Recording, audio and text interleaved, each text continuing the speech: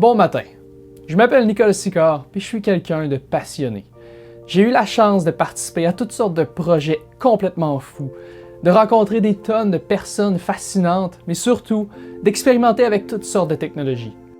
Mon projet actuel m'a été présenté par Émile Beauchemin, que j'ai eu la chance de rencontrer en 2015 pendant mon stage au laboratoire des nouvelles technologies de l'image, du son et de la scène de l'Université Laval.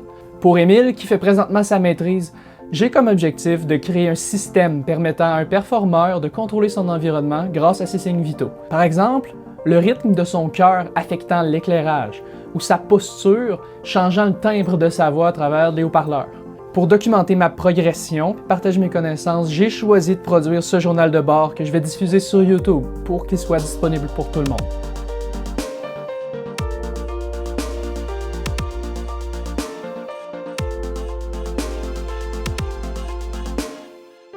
La première étape pour pouvoir documenter la progression de ce projet-là à l'aide d'un journal de bord, c'est de savoir comment faire un journal de bord. Je dois déterminer la meilleure structure, le contenu à intégrer, puis le but du journal.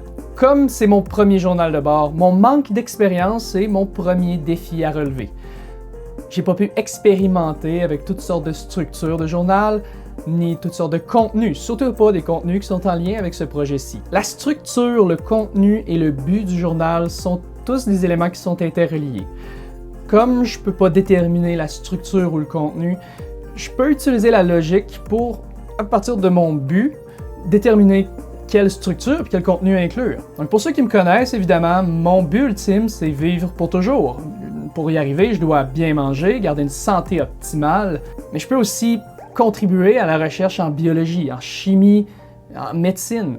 Comme j'ai pas la santé mentale pour faire 8 ans d'université, je peux contribuer autrement. Je peux créer des outils pour les chercheurs. Par exemple, avec mon expérience en traitement de l'image, je peux probablement aider à la conception d'outils d'imagerie médicale ou des outils de visualisation de data.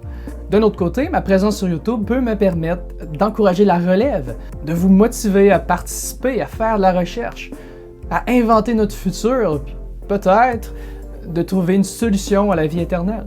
J'ai l'opportunité de pouvoir vous poser des questions, de vous montrer mon travail, puis surtout d'avoir vos réponses, puis votre point de vue. Donc, sachant le but ultime du journal de bord, je sais que je dois vous informer, vous divertir, et surtout attirer votre attention.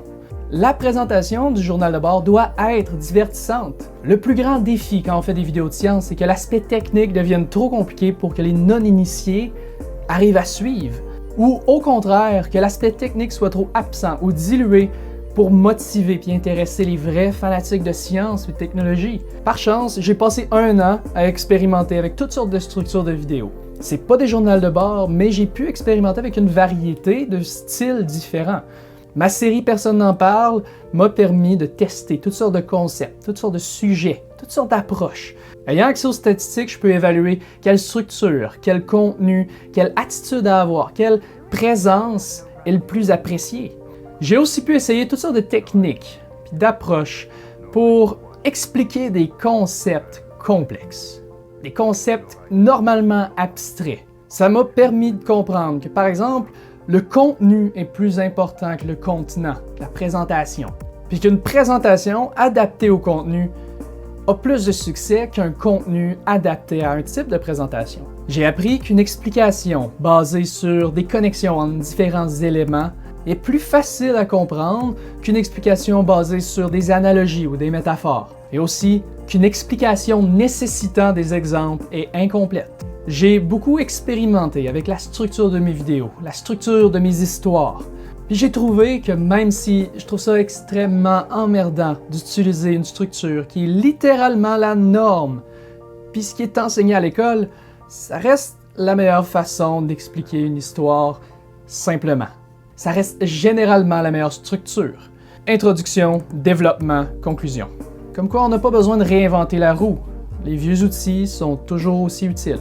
Pour ce qui est de la balance entre informatif et divertissement, j'ai l'intention d'expliquer les concepts sans nécessairement expliquer le code ou les aspects techniques. Toutefois, pour ceux qui ont de l'intérêt pour l'aspect technique, comme le code ou la biologie, Je vais généralement afficher le code sur lequel je suis en train de travailler à l'écran avec un lien dans la description qui mène vers mon GitHub où vous allez pouvoir downloader et travailler les fichiers bruts pour pouvoir éventuellement me donner votre feedback, vos impressions, puis pouvoir m'aider à évoluer à travers ça. Pour ceux qui n'ont aucun intérêt pour la programmation, j'ai pensé à vous.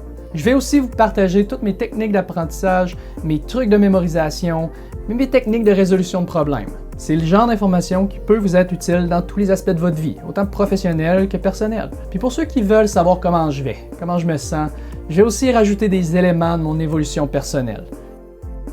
Donc, ça fait le tour pour la mise en place de la structure du journal de bord. Remarquez que j'ai utilisé cette structure dans cette vidéo aussi pour commencer du bon pied. Au cours de la dernière année, j'ai eu beaucoup de difficultés à accomplir quoi que ce soit. J'étais peu motivé, puis j'avais peur d'avoir perdu une partie de ma passion. Mais de pouvoir participer à un projet comme celui-là, ça me rend carrément fébrile.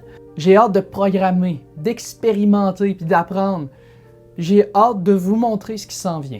Pour les prochains registres du journal, je vais d'abord vous présenter le projet plus en détail. Par la suite, je vais vous montrer comment j'aborde le projet, comment je le divise en plusieurs étapes, puis comment je détermine par où commencer. Merci beaucoup de votre présence. Laissez-moi savoir ce que vous en pensez dans les commentaires, puis abonnez-vous pour voir la suite. Donc c'est tout pour aujourd'hui, on va se revoir dans les prochains registres. Passez une bonne journée, passez une bonne semaine, puis à la prochaine. Bye!